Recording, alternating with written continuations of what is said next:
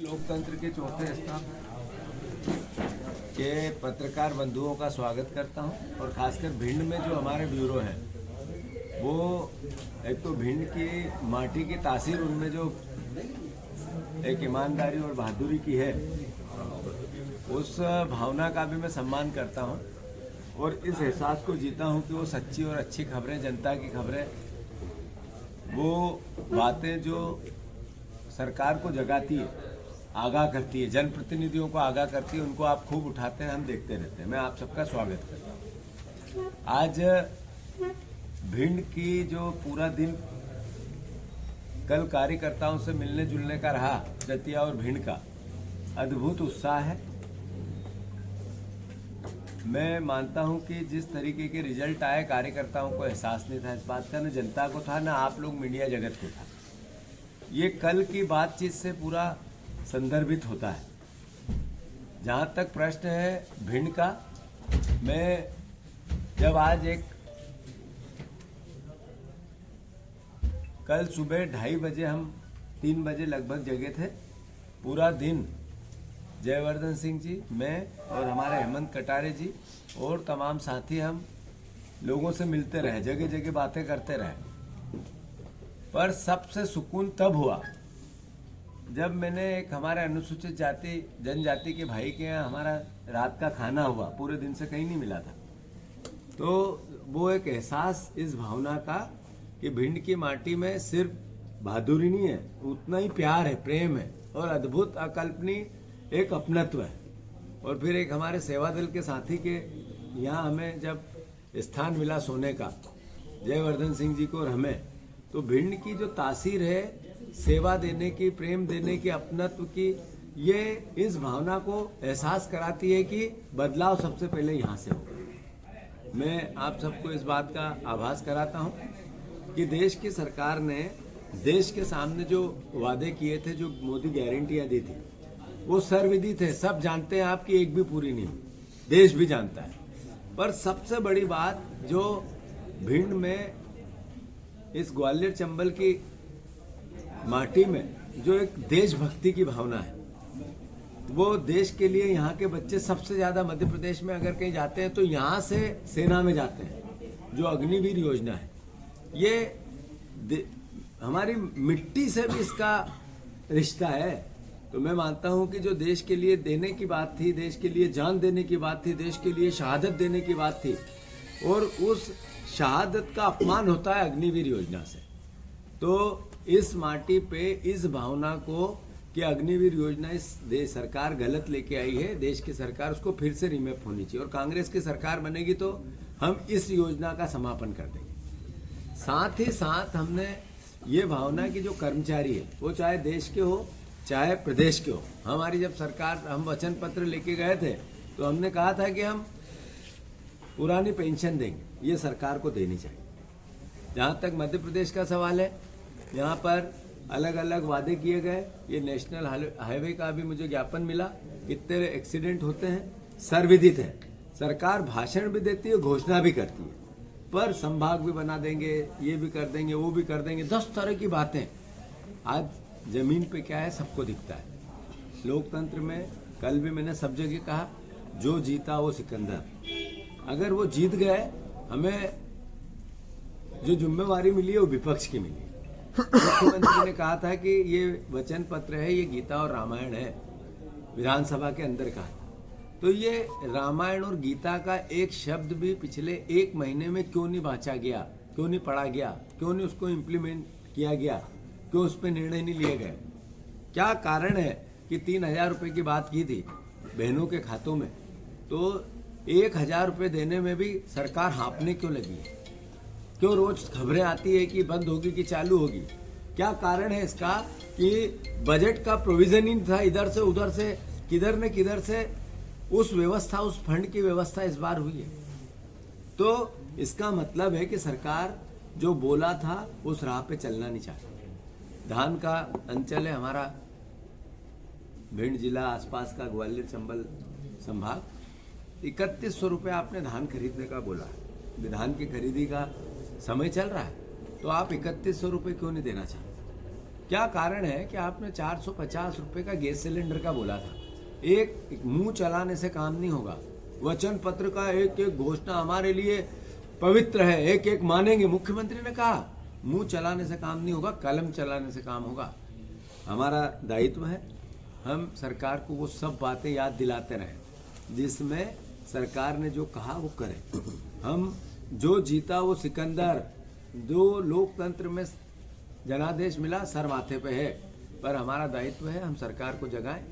जहाँ तक भिंड का सवाल है, लोकसभा का सवाल है, हम दृढ़ संकल्पित हैं कि इस बार लोकसभा भिंड की कांग्रेस जीतेगी। पूरी पार्टी एकजुट है, एक साथ है।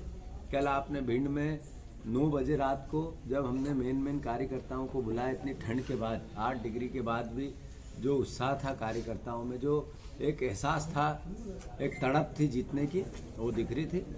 फिर से मैं आप सबसे अनुरोध करना चाहता हूँ, मैं कोई छोटी और ऊंची या राजनीतिक बात कांग्रेस पार्टी नहीं करना चाहती। हम सीधी सरल और दिखने वाली बात करना चाहते हैं कि आपने जो कहा वो कर। शिवराज जी को इनने चेहरा बनाया, उनसे वोट लिए, उनके नाम पे लिए। फिर मुख्यमंत्री इन्होंने प्रहलाद पटेल को बनाया, उनके नाम पे लिए।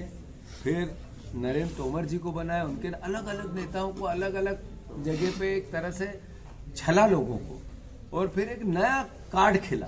उसको वो अपनी राजनीति भी कहते हैं, अपना सामर्थ्य भी कहते हैं, मोदी जी की हठधर्मिता भी कहते हैं, या जो भी वो उनके इंटरनल मामला है। पर ये तो धोखा है जनता के साथ।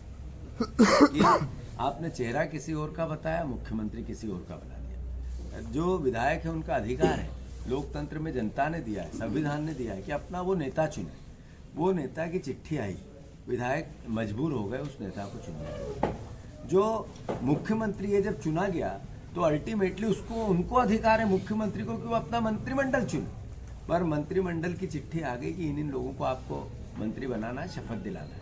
विभाग, मुख्यमंत्री मध्य प्रदेश में अपने विभाग नहीं बांट सकता है। तो ये हमने भोपाल से सरकार चुनी थी, यहाँ से भोपाल से चलने वाली सरकार चुनी थी। हमने दिल्ली से चलने वाली सरकार नहीं चुनी। जो विधानसभा के चुनाव के भी दिल्ली से ही चलेंगे, लोकसभा के चुनाव भी दिल्ली से ही चलेंगे। फिर एक दिन नगर निगम भी क्या दिल्ली से चलेगी, नगर पालिका भी दिल्ली से चलेगी, पंचायत भी दिल्ली से चलेगी। ये एहसास क्या कराता है? ये लोकतंत्र को राजतंत्र की ओर ले जाने वाला एहसास कराता है। मैं फिर से इस बात का, इस भावना का, सरकार ने जो कहा, भारतीय जनता पार्टी ने जो वचन पत्र दिया उसको वो पूर्ण करे। हम ये बार बार कहते रहेंगे। फिर हमारा दायित्व है, हमें जो जिम्मेवारी मिली है कार्यकर्ता को मिली है, हम सब एक साथ मिलके उस भावना को जो विपक्ष का है बिल्कुल दृढ़ता से करेंगे, बिना अहंकार से करेंगे, बहादुरी से करेंगे। मैं फिर से आप सबका स्वागत करता हूं। आने वाले समय में हम लोग आपसे मिलते रहेंगे। आपके अंचल के हमारी पार्टी के उपनेता सदन के अंदर बने हैं। भीड़ और मुरैना के जितने भी मुद्दे हैं सदन में भी बहुत ताकत से उठेंगे। और जयवर्धन सिंह जी पिछले, जब से हमारे ज्योतिराज सिंधिया जी उधर चले गए हमें धोखा देके, तब से यहाँ पे बहुत सक्रिय हैं। जब मैं 2 दिन से इस बात का एहसास कर रहा हूँ कि हमारे नए नए कार्यकर्ताओं का जो एक आकर्षण है वो बहुत कल्पनीय और अद्भुत है। मैं सभी परिवार के साथियों से अनुरोध आपके माध्यम से भी करना चाहता हूँ, जनता से भी करना चाहता हूँ, जनता से भी करना चाहता हूँ कि आप कांग्रेस के विचार में अपना विचार मिलाएं। भारत जोड़ो न्याय यात्रा ग्वालियर चंबल में लगभग 20 फरवरी के आसपास झांसी से प्रवेश करेगी। मैं आम जनता से अनुरोध करता हूं कि ये न्याय की बात के लिए है, ये उस भावना के लिए है जिस भावना में आर्थिक जो असमानता आई है, राजनीतिक जो असमानता आई है, सामाजिक जो असमानता देखने को मिल रही है, उससे देश में क्रांति आएगी, देश बटेगा। देश को अगर एकजुट रखना है, एक साथ रखना है, तो इस असमानता को दूर करना पड़ेगा। आर्थिक संबल आदमी 10%, 15% संपत्ति गरीब 80% लोगों के पास बच गई, और 80% के आसपास संपत्ति सिर्फ 15% लोगों के पास रह गई। ये देश के सामने संकट है, और इस संकट से लड़ने के लिए विपक्ष की भूमिका आदरणीय राहुल गांधी जी ने भारत जोड़ो यात्रा में भी निभाई, अब फिर से निभा रहे हैं। वो चूंकि यहाँ आएगी तो मैं आम जनता से, आम कार्यकर्ता से, आम आप जर्नलिस्टों से अनुरोध करता हूँ कि आप सब भी उसमें अपनी सहभागिता निभाएं। धन्यवाद। विधानसभा चुनाव होते हैं, कांग्रेस तमाम मंचों पर कहती है कि कांग्रेस की लहर चल रही है प्रदेश में और बुरी तरीके से कांग्रेस की हार होती है। उस हार में आपकी भी हार हो जाती है। इसका मूल क्या कारण रहा कि कांग्रेस को मुंह खाने पड़ी? ये मैंने कहा, इसको बीजेपी मैनेजमेंट कहती है और हम जनता के साथ धोखा खेलते हैं। आप देखो कि क्या कारण है। सबसे पहले प्रश्न चिन्ह लगने लगे हैं चुनाव की व्यवस्था पर, प्रणाली पर, ईवीएम पर। बात गलत है कि सही, वो सेकंड आएगी। फर्स्ट ये है कि लोकतंत्र व्यवस्था चलती भरोसे से है, विश्वास से। उस व्यवस्था पे से विश्वास कम होने लगा, तो इसका मतलब है हमें चिंतित होना चाहिए, देश के आम नागरिक को होना चाहिए। विपक्ष की तो अपनी दायित्व है ही है, पर जनता का और आप जर्नलिस्टों का भी। फिर दूसरा, जो भारतीय जनता पार्टी ने जिस तरीके के सब्जबाग दिखाए, जिस तरीके की बातें की, लाडली बहना में चिंता मत करो, 2000 करोड़ रुपए 1.5 महीने में खर्च किए केवल ब्रांडिंग पे। एक आर्थिक स्थिति चरमरा गई है प्रदेश की, 30,000 करोड़ रुपया ईयरली हमें ब्याज देना पड़ रहा है। फिर इस 2 महीने में, 3 महीने में अब सरकार 28,500 करोड़ रुपया कर्जा लेगी, यानी लगभग 350 करोड़ रुपया रोज। तो आखिर इस प्रदेश के भावी भविष्य का क्या कारण है कि सरकार ने इतनी बड़ी बातें की, इतने अलग अलग सजबाग दिखाए। आपको एहसास ही नहीं था, जर्नलिस्टों का भी नहीं था कि कांग्रेस की सरकार नहीं बन रही है। आम आदमी को एहसास था कि कांग्रेस की सरकार बन रही है, भरोसा नहीं हो रहा था। शंका है, कई कारण है, लाडली बहना का भी हो सकता है, ईवीएम का भी हो सकता है, अलग अलग तरीके के और अलग अलग कारण, अलग अलग जगह पे हम इसकी समीक्षाएं लगातार कर रहे हैं। पर चिंता है देश को, व्यवस्था।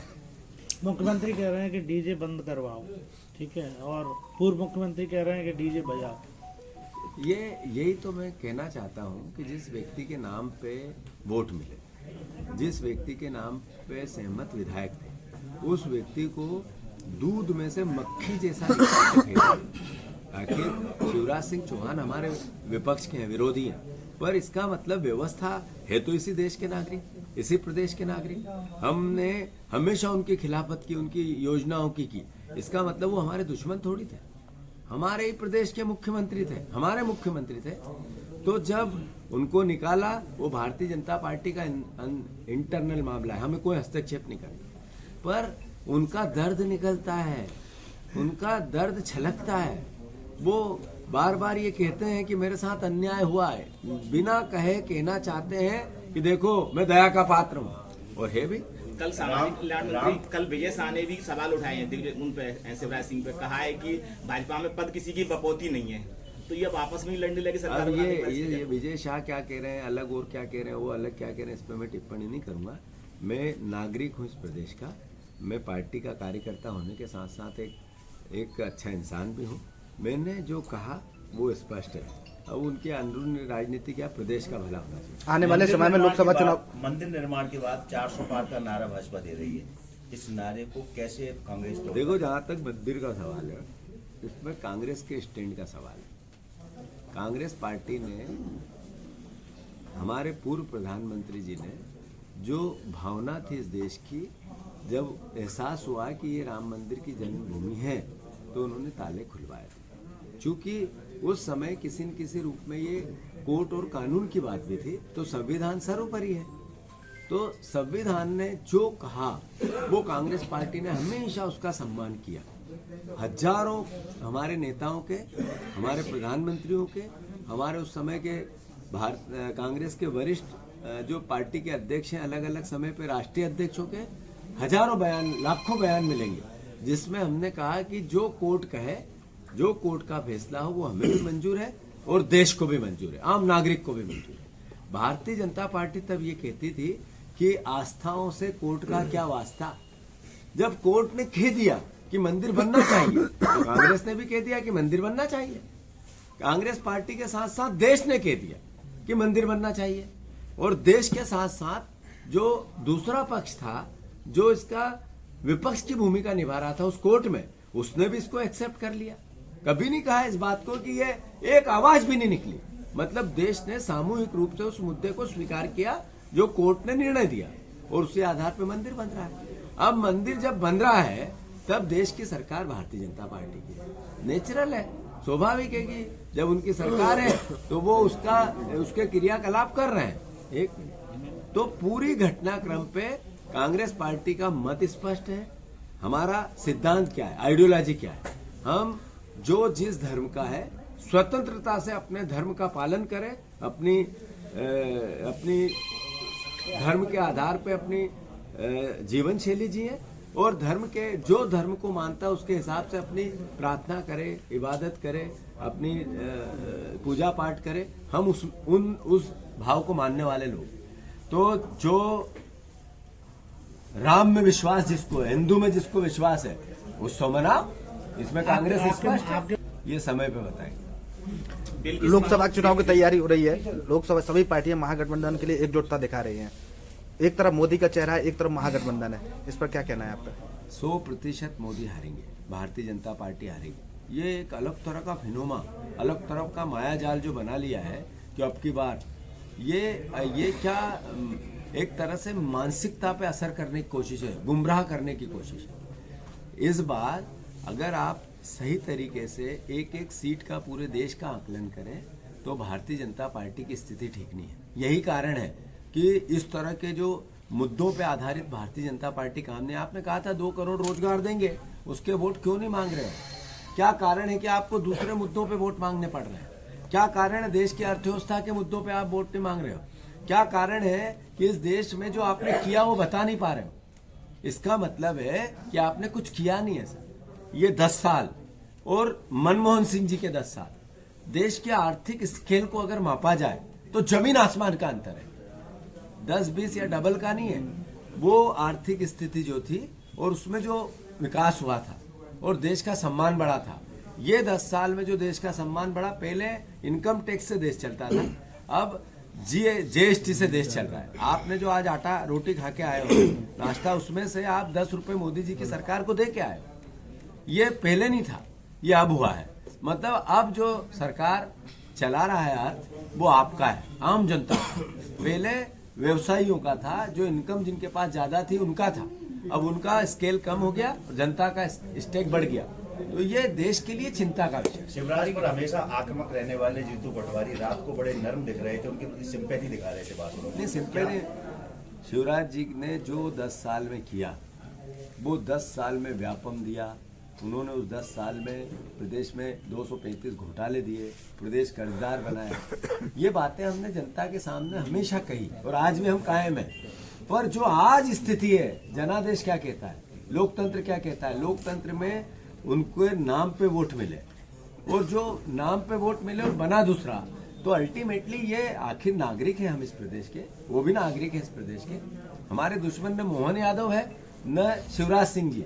हम विचार एक दूसरे के विरोधी हो सकते हैं। हमारे मुख्यमंत्री है मोहन यादव, बीजेपी के मुख्यमंत्री नहीं, प्रदेश के हैं। हम प्रदेश के नागरिक हैं, इसलिए हमारे मुख्यमंत्री से हम सवाल करते हैं और करते रहेंगे। 2018 में जब कांग्रेस जीती थी, सरकार बनाई थी, उस समय चेहरा सिंधिया का था। ठीक, आप जिस तरह से अभी शिवराज की बात कर रहे हैं, उस समय सिंधिया थे, लेकिन आज वही सिंधिया। ये आपको कब पता चला था कि 2018 में सिंधिया जी चेहरा था? हमने तो, मैं भी उसी का हिस्सा था, हमने तो कभी नहीं कहा वो चेहरा थे। हमारा जब भी सामूहिक चेहरा था। आज मैं प्रदेश का अध्यक्ष हूँ, तो मैं प्रदेश का कांग्रेस पार्टी का अध्यक्ष हूँ, पर हमारी मैं नेतृत्व सामूहिक है। मैं बार बार कह रहा हूँ, उस समय भी यही था। नई कांग्रेस आपके रूप में हेमंत के मतलब इसका कल्पना का कोई जवाब है क्या? जीतू भाई, जो आपने कुछ सवाल किया था, बताया था कि जो भी निर्णय होते हैं मध्य प्रदेश में मोहन यादव के द्वारा, वो मोदी और शाह के द्वारा होते हैं, लेकिन आपके प्रधानमंत्री के जो भी निर्णय हुआ करते थे वो भी जब 10 जनपद से हुआ करते थे। छोड़ो कल की बातें, कल की बात पुरानी, नए दौर में लिख देंगे, मिलके नहीं कहा। कितनी सीटें लोकसभा की? ये भविष्य वक्ता नहीं हूँ। बीजेपी हारेगी, कांग्रेस और गठबंधन इंडिया जीतेगा। इंडिया गठबंधन का चेहरा कौन होगा? ये चूंकि ये सही समय पे देश का नेतृत्व आपको बताया। बिल्किस बानो पर फैसला आया है सुप्रीम कोर्ट का, गुजरात सरकार को लताड़ लगाई है कि आपने अधिकार क्षेत्र के बाहर जाकर आपने उनको माफी दी, इस पर क्या कहेंगे? नहीं, मैं जैसा अभी मैंने पूरे वक्तव्य में कहा, भारतीय जनता पार्टी ने इस देश के मूल लोकतंत्र पे कब्जा कर लिया। आप देखो कि जो चुनाव आयोग है वो बीजेपी जो कहती है वैसा करता है। अगर उसको निर्णय और कोई पनिशमेंट देना विपक्ष को देता है, पक्ष को कभी नहीं देता है। जो ईडी है, जो सीबीआई है, जो इनकम टैक्स है, इसका एक धारा बन गया केवल विपक्ष के लोगों को टारगेट करना। सत्ता पक्ष में सब दूध के दूल्हे। फिर जो लोकतंत्र को बचाते हैं, विपक्ष को आवाज देते हैं, जनता की ताकत बनते हैं, वो इतनी जितनी संस्थाएं हैं निष्पक्ष, उन पर भी अपने विचारधारा को कब्जा करवा लिया है। अब ईवीएम पर सवाल उठने लगे हैं। कोर्ट ने जो फैसला दिया, कोर्ट पर भी अब कई सवाल उठते हैं। ये भारतीय जनता पार्टी के मूल चरित्र पे कोर्ट ने टिप्पणी की है, मैं उसका स्वागत करता हूँ। धन्यवाद।